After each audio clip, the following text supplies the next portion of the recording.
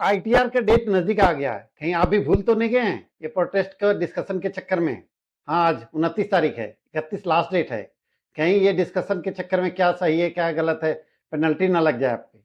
मैं आज थोड़ा सा आपका हेल्प करना चाहता हूँ। इक्विटी में क्या टैक्सेशन लगता है, स्टॉक में क्या लगता है, म्यूचुअल फंड में क्या लगता है। अगर आपके पास कोई सीए नहीं है तो ये इन्फॉर्मेशन आपके लिए काम का चीज होगा। तो सबसे पहले बात करेंगे कि चाहे वो म्यूचुअल फंड इक्विटी हो या स्टॉक हो, 1 साल के अगर बाद बेचते हैं हम लोग कैश में तो उसको लॉन्ग टर्म बोला जाता है और उस पर 12.5% टैक्स लगता है। उस पर गवर्नमेंट ने 1.25 लाख तक की छूट दे रखी है। फॉर एग्जाम्पल अगर 10 लाख का प्रॉफिट है तो उस पर हम लोग 1.25 लाख रुपये पहले घटा देंगे, यानी 8,75,000 के ऊपर 12.5% टैक्स लगेगा। इक्विटी चाहे वो म्यूचुअल फंड हो या स्टॉक हो, सिमिलर ट्रीटमेंट होगी। स्टॉक का शॉर्ट टर्म और म्यूचुअल फंड का शॉर्ट टर्म सीधा सीधा आपको 20% का टैक्स लगेगा। ये गेन के ऊपर बात करता हूँ। और अगर लॉन्ग टर्म इक्विटी में अगर लॉस हुआ तो उसको आप उस लॉस को 8 साल तक कैरी फॉरवर्ड कर सकते हैं। मीन्स कि अगले साल अगर प्रॉफिट आया लॉन्ग टर्म तो उसको सेटअप कर सकते हैं अगले 8 सालों में। तो इस चीज़ का ध्यान रखिएगा कि जब आप बैलेंस शीट अपना बनाते हैं तो उसको कैरी फॉरवर्ड करें अगर लॉस हुआ है तो।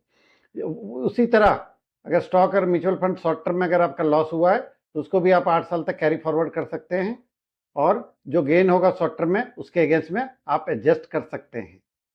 जहाँ तक की बात है कि फ्यूचर एंड ऑप्शन की बात है, ये सीधा सीधा बिजनेस इनकम में क्लब हो जाता है। इसमें जो भी प्रॉफिट हो, अगर आप 10% स्लैब में है, 20 में, 30 में, अकॉर्डिंग टू दैट लगेगा। अगर उस पर कोई लॉस हुआ है आपका तो नेक्स्ट 4 साल तक आप सिमिलर चीज में आप एडजस्ट कर सकते हैं।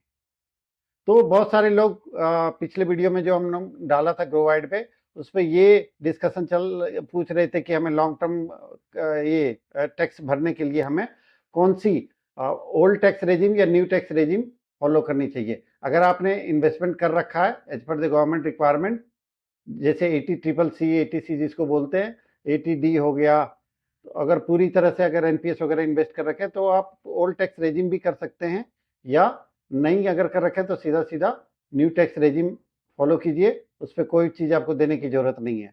अगर फिर भी आपको कोई चीज़ समझ में नहीं आता है टैक्स से रिलेटेड तो आप अपने सीए से कंसल्ट कर सकते हैं या आप हमें मेल या मैसेज कर सकते हैं। जय हिंद, जय भारत।